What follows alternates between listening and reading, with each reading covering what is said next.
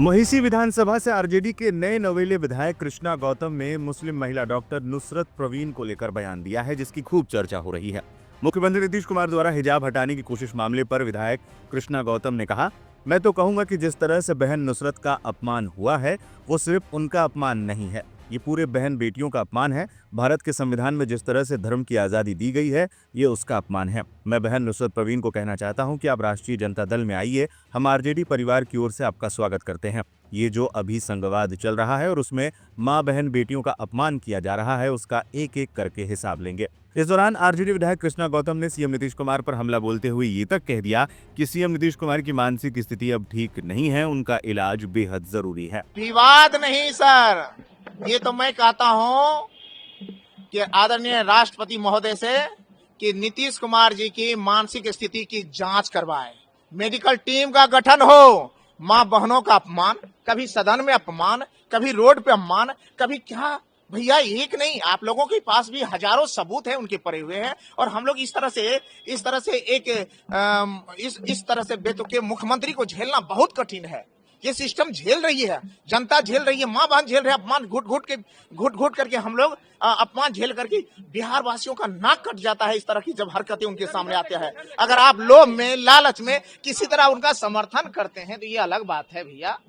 जाति, धर्म, मजहब से अगर आप लोग भेदभाव और चश्मा हटा करके देखें तो आपको लगेगा यह बया इस तरह के गतिविधि बहुत शर्मनाक है, शर्मनिंदा से भरा हुआ है और बाहर में पूरे देश में हमारा और विदेशों में हमारा नाक कटता है। इसलिए नीतीश कुमार जी से मैंने पहले ही आग्रह किया हूं कि माननीय मुख्यमंत्री नीतीश कुमार जी, आप जल्द से जल्द मुस्लिम भाई बहनों से, मुस्लिम बहनों, माता और बहनों से आप माफी मांगिए, नहीं तो राष्ट्रीय जनता दल चुप नहीं रहेगा और आपका पुतला तो हम लोग भूकेंगे ही भूकेंगे। और साथ ही साथ आपको कहते हैं कि इस तरह से आपको नैतिकता के आधार पर आपको त्याग पत्र देना चाहिए। बार बार आप मां बहनों और बिहार को आप शर्मिंदा करते हैं। नीतीश कुमार ने खींचा था हिजाब। बिहार की राजधानी पटना में मुख्यमंत्री नीतीश कुमार ने 1283 आयुष डॉक्टरों को नियुक्ति पत्र दिया था। इस दौरान जब एक एक कर नियुक्ति पत्र चिकित्सकों को दिया जा रहा था, तब नुसरत प्रवीण अपने चेहरे पर हिजाब लगाकर वहां पहुंची थी। महिला डॉक्टर नुसरत प्रवीण वहां पहुंची तो नीतीश कुमार ने उन्हें पहले नियुक्ति पत्र दिया, फिर नीतीश कुमार ने महिला डॉक्टर को कहा कि ये क्या लगाए हो और उनका हिजाब खींच दिया। अपनी सादगी के लिए चर्चा में रहते हैं आरजेडी विधायक कृष्णा गौतम। कई बार तो सदन की कार्रवाई में वो भाग लेने ऑटो में बैठकर आते हुए नजर आए हैं। झारखंड सरकार ने दिया नौकरी का ऑफर। बताते चलें, नुसरत प्रवीण को झारखंड सरकार ने नौकरी का ऑफर तक दे दिया है। झारखंड के स्वास्थ्य मंत्री डॉक्टर इरफान अंसारी ने नुसरत को 3 लाख रुपए प्रति माह की नौकरी का ऑफर दिया है। देखिए, सबसे पहली बात तो आप लोग किस चश्मे से देख रहे हैं, किस नजर से आप लोग देख रहे हैं, ये बताइए। अगर आरएसएस की नजर से देख रहे हैं, अगर भाजपा की नजर से देख रहे हैं तो मैं कुछ टिप्पणी नहीं करूंगा। अगर आप इंसानियत की नजर से देख रहे हैं, अगर आप मानते हैं क्राइम हुआ है, तो निश्चित तौर पर मैं जवाब दूंगा आपको। मैंने फैसला लिया है, किसी के साथ भी अगर इस तरह का अभद्र व्यवहार होगा तो इरफान अंसारी आगे आएगा। नॉट ओनली मुस्लिम, मैं बताना चाहता हूँ, डॉक्टर नुसरत प्रवीण गरीब परिवार से आई है, महिला है, एक नारी है, और आपने उसको बदनाम करने का काम किया, आपने उसको छेड़ा है। आक्रोश है लोगों में, और मैंने उसी परिप्रेक्ष्य में कहा है कि मैं वैसी बच्ची अगर झारखंड आती है तो मैं वेलकम करता हूँ।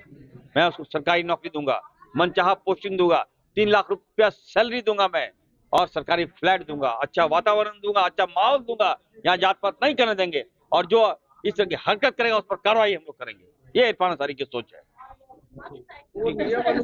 जो आप बताया है 3 लाख रुपया महीने, वो नियम के अनुकूल हो सकता है? देखिए, नियम के अनुकूल नहीं, अब आपदा आ गया तो क्या कीजिएगा आप? आपदा है, ये बताइए आप क्या सोच रहे हैं? जिस बहन, जिस माँ को हम सम्मान देते हैं, और मैं पूछना चाहता हूँ, गिरिराज सिंह की बेटी के साथ होता तो क्या करता? अभी पूरा बिहार जला देता ये आदमी। बोलिए, है जवाब इन लोगों का? ऐसा नहीं होता है। आप किस चश्मे से देखते हैं, आप बताइए। वो नारी है, वो डॉक्टर समाज में आक्रोश है, ठीक है, वो पढ़ लिख कर आई है, और आप उसको नियुक्ति पत्र देने की जगह आप उसको हिजाब आप नोच दे रहे हो। भाई बताइए, ये क्या इंसानियत को संसार करने वाली घटना नहीं है? किसी की आबरू का साथ खेल जाएगा आप लोग। स्वास्थ्य मंत्री इरफान अंसारी के बयान पर हालांकि राजनीति भी तेज हो गई है। जेएमएम ने भी बयान से किनारा कर लिया है और उसे मंत्री का व्यक्तिगत बयान करार दे दिया है। इसके साथ ही वरिष्ठ नेता सरयू राय ने तो यहाँ तक कह दिया कि इनकी औकात नहीं है कि किसी को नौकरी दे दें। देखिए, माननीय मंत्री इरफान अंसारी जी ने अपनी राय व्यक्त की, अपना बयान दिया, निजी बयान मैं मानता हूं, क्योंकि सरकार का वैसा कोई आदेश मेरी समझ में नहीं है, मेरे जानकारी में नहीं है। और मुझे नहीं लगता है कि एक मंत्री के स्तर से 3 लाख की नौकरियां दी जा सकती हैं।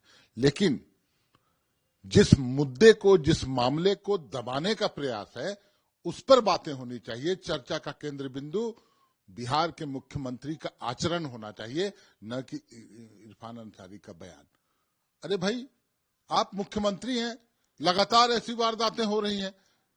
ऐसे मुझे लगता है मंच पर महिलाओं को अपमानित करने का तीसरी या चौथी घटना है। ऐसे मनोदशा वाले व्यक्ति को भाजपा मुख्यमंत्री क्यों बनाए हुए, सवाल ये उठता है। ऐसे लोग, ऐसे इस तरह की मानसिकता वाले लोग भाजपा के मुख्यमंत्री हैं, बहुत शर्म की बात है। चर्चा इस पर होनी चाहिए। परमानेंट तो नहीं दे सकते किसी को, इनका औकात में नहीं है। अधिक देंगे, किसी डॉक्टर को बहाल करें 30,000 रुपया तक दे सकते हैं वो। मगर इस मामले में बात का बतंगड़ बनाया जा रहा है। प्याला में तूफान की तरह से कोशिश हो रही है इसको राजनीतिक स्वरूप देने का। और मुझे लगता है कि जिसके साथ ये घटना हुई है वो महिला भी इस बात को समझ गई है। उन्होंने ड्यूटी ज्वाइन कर लिया है, जा रही और बताया है कि सारे मामलों को बढ़ा चढ़ाकर कहा जा रहा है। तो किसी भी घटना को राजनीतिक रूप से प्रक्षेपित करना एक अलग विषय है। समाधान करने में कोई भी सरकारी अधिकारी, मंत्री, सचिव नियम से अलग होकर किसी को बुलाकर कि हम आपको इस पद पर बैठा देंगे, वो करने की क्षमता नहीं रखता है। जो इस तरह की बात कर रहे हैं वो तथ्य के आधार पर बात नहीं कर रहे हैं।